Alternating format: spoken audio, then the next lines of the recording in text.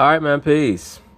So I did a few videos on Mr. Kobe Bean Bryant, and in one of, or at least one of the videos that I did on Kobe Bryant, I mentioned that in my view, Penny Hardaway, had he not gotten hurt, would have been at the very least just as good as Kobe. And for many of you brothers that grew up on basketball in the late 80s through the 90s, you understand what I'm talking about, or at least you may understand what I'm talking about.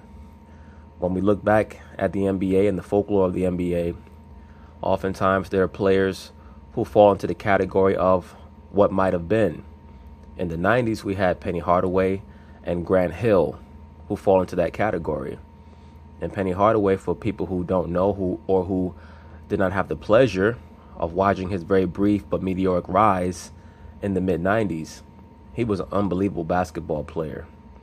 He really personified the eye test, because if you look at his stats, you say, he was okay. Like, I had one brother message me and say, how could you compare this guy to Kobe Bryant? His best season, he only averaged 21, 7, and 4. And that brother does not understand. During that season, the 1995-96 season, the first 30 games of that regular season, Penny Hardaway was averaging about 30 points a game. But Shaq came back, and then he resumed his point guard duties.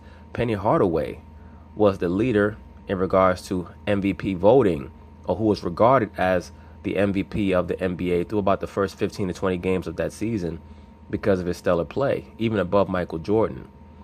As a matter of fact, I believe that the Orlando Magic handed the Bulls their first loss of that NBA season in that 1995-1996 regular season campaign where the Bulls won 72 games. They lost in Orlando, and Penny actually outplayed Michael Jordan in that game. And they did not have Shaquille O'Neal. For the most part, Penny and Michael went mano-a-mano. And you could certainly tell that when Michael guarded Penny, or when Penny guarded Michael, that they were going all out and they understood what it represented, because for a hot second, Penny was being viewed as the player who could possibly take Jordan's role in the NBA. Unfortunately, all of that went downhill after the 96 season, where the Orlando Magic was swept by the Bulls in the Eastern Conference Finals, and Shaquille O'Neal decided that he was going to depart. And I believe that he made that decision long before that series, because Shaq, as we all know, was extremely jealous. He was jealous of Penny, and later on he was jealous of Kobe. And when he ended up in Miami, he understood the importance of making sure that his relationship with Dwayne Wade was on the up and up, because he could blame Penny and then he could blame Kobe. But if he tried to blame Dwayne Wade for their relationship issues or potential relationship issues, it would all point back to him. So at the end of the day, unfortunately for Penny, he's one of those players who gets lost in time. But if you watch him play, as I stated, he truly personifies the eye test, because it's difficult to quantify how great he was just by looking at the numbers. So anyway, there was a very short segment on Penny here on this television show, so we're just going to go through it for a hot second. They're going to talk about it, and I'm going to chime in. All right, Penny Hardaway sat down and discussed how in his upcoming first season as head coach of the Memphis Tigers, his players don't really know him from his playing days. Take a listen. A lot of kids, they're wearing my shoes and don't even know who I am. But the kids that do know, they do understand that the phone positive is my shoe, and they love that phone positive. The last 5 or 6 years of my career it didn't end the way I wanted it to, and they weren't even born, most of these kids, when I was in my primes. They go on YouTube just to see, let me see if this guy's as good as they say he was or whatever, and they come back to me and go, Coach, you were good. And I'm like... Let me say this very quickly about Penny. He was extraordinary. He wasn't just good. I'm like, well, thanks, man. I appreciate it. Chris, it's an educational show. Tell the kids what they need to know about Penny Hardaway. I mean, on some level, I almost feel like one of those kids, because I was just a kid when he was doing some of this stuff. But he was the player that you watched and you're like, I wish I could do that, or I want to do that.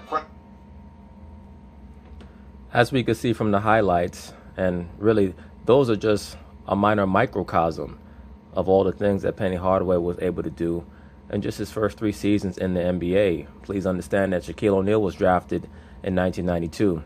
And of course, he was the transformative player for that franchise, but they did not make the playoffs that year in 1993. Or at least the year ending in 1993. In the 1993 draft, they drafted Chris Webber, traded him for Penny Hardaway. And in their first season together, Shaq and Penny went to the playoffs.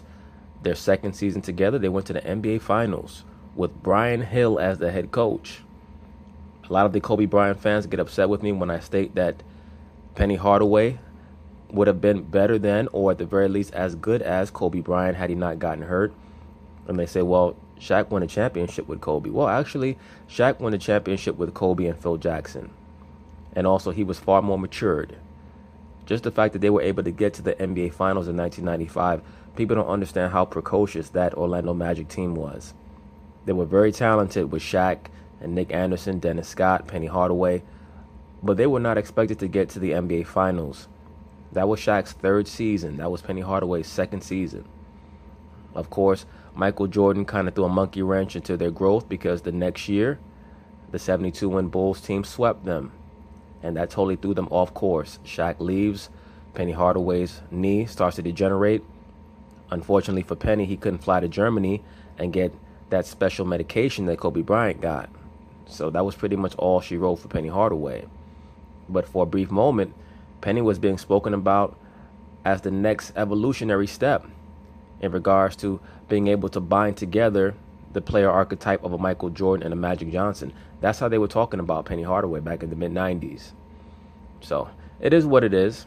Of course, people are going to say you can't compare Kobe to Penny Hardaway. But for those of us who saw him play, his floor game, his basketball IQ was unbelievable for a player as young as he was. Kobe Bryant did not truly understand the overall floor game until about 2007.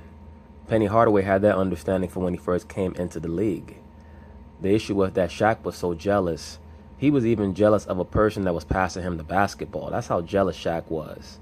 So you can imagine how jealous he was or how frustrated he was with a player in Kobe who oftentimes would refuse to pass him the ball.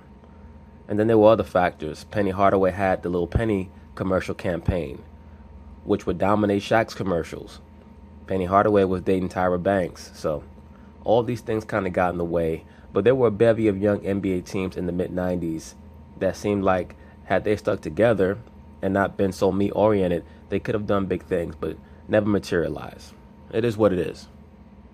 Nobody knows who they are. Tell them to show the Little Penny commercials. Yes, oh, those are great. All right, that's it from LA. I think we did. But anyway, that's basically it on that. There are plenty of Penny Hardaway highlight reels that you can find on YouTube if you want to get a sense of his skill set and the things that he could do on the basketball court. So peace.